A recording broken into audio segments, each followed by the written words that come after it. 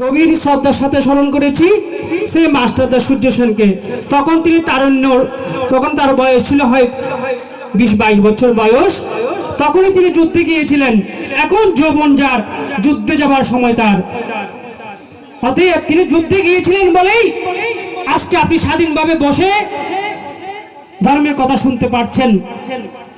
তখন তার যৌবনে 18 বছর 20 বছর বয়সে আমি এটাও জেনেছি তিনি বিয়ে করেছিলেন একটিবার, সেই প্রেয়সীর সাথে রাত্রি যাপন করতে পারেনি, ওনার কোনো বংশ নেই।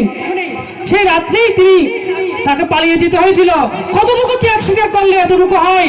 আজকে আপনি আর আমি এই স্বাধীন দেশে বসবাস করছি, কিন্তু আমরা কি তাকে স্মরণ করছি? পৃথিবীটা হচ্ছে ত্যাগীদের জন্য, বগীদের জন্য পৃথিবী নাই। পৃথিবীর ইতিহাস ত্যাগীদের ইতিহাস, বগীদের কোনো ইতিহাস নেই, এটাই মনে রাখবেন। এই জন্য আজকে আমরা তরুণ সমাজ জেগে উঠেছি, আপনাদের পাড়ায় এসেছি।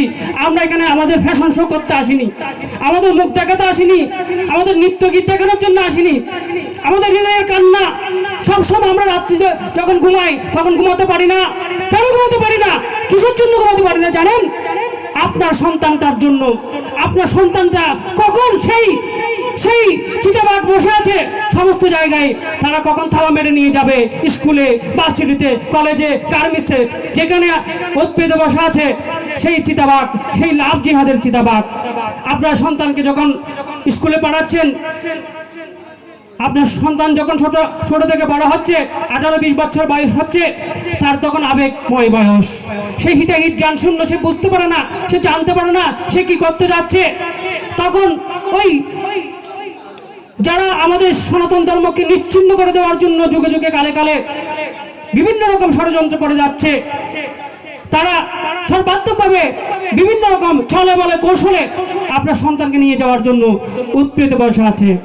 সেই ক্ষেত্রে আপনার সন্তানকে যদি সারা জীবন বুকে ধরে রাখতে চান, তাহলে গীতা স্কুলের কোনো বিকল্প নেই।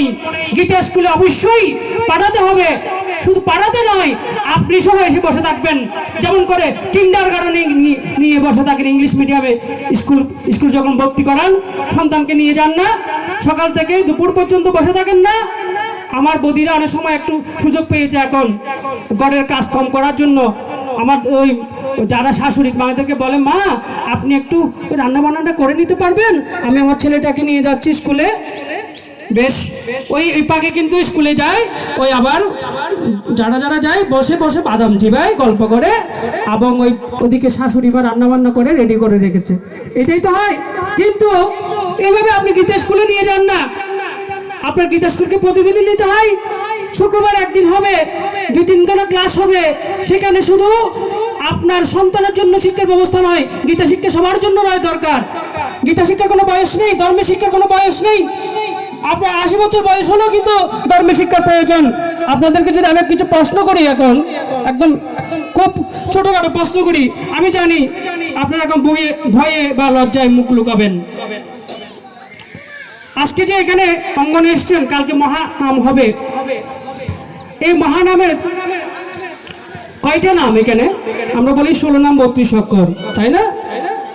মূলত কয়টা নাম বলতে পারবেন এখানে যে হরিনামটা হবে কালকে?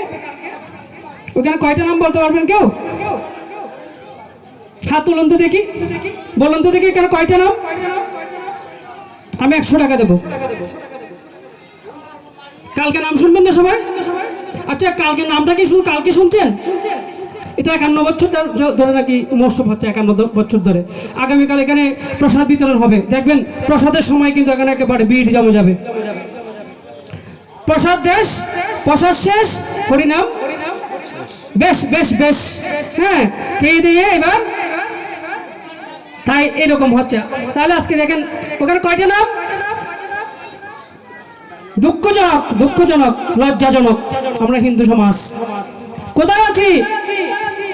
আমরা কোথায় আছি? আমরা এজন্য আমরা ঘুমিয়ে থাকতে পারি না।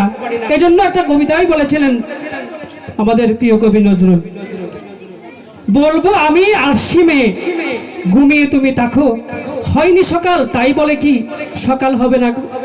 আমরা যদি না জাগি মা, কেমনে সকাল হবে?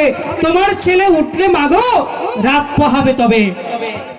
আমরা যখন জাগবো উঠবো তখন রাত পোহাবে। কিসের রাত? এই সনাতন ধর্ম এখন ক্রান্তিকাল চলছে, এখন রাত্রি চলছে। সেই রাত্রি থেকে আলোর পথে নিয়ে যাওয়ার জন্য আমাদের জাগতে হবে। এর জন্য আমরা জেগেছি, আপনাকেও জাগতে হবে। যেমন করে আপনার পাশের লোক যদি ঘুমিয়ে থাকে, তাকে যদি জাগাতে হয়, তাহলে আগে কাকে জাগতে হবে? আগে নিজেকে জাগাতে হবে না? আগে আমাকে জাগতে হবে, তারপর আমি অন্যকে জাগাতে পারবো, তাই না? কিন্তু আমরা আজকে কোথায় আছি বলতে পারছেন? এবার আমরা কালকে যে নামটা করব, এখানে মূলত নাম কয়টি দেখছেন? বলতে পারছি না। তাহলে আপনার ছেলে আপনার মেয়ে কেমন করে আপনার বুকে থাকবে?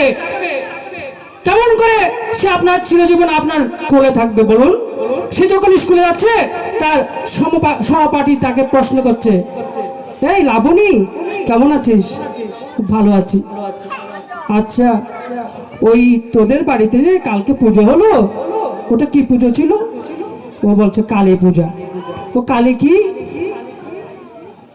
বলে কালী পুজো আর কি, কালী পুজো আর কি।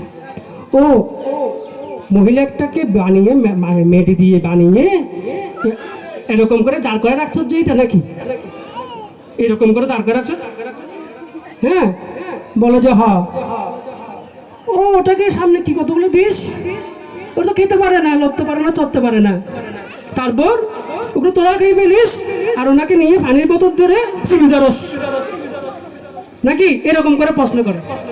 এরকম প্রশ্নের সম্মুখীন হয় নাই আমার একজন হিন্দু ছেলে মেয়ে নাই।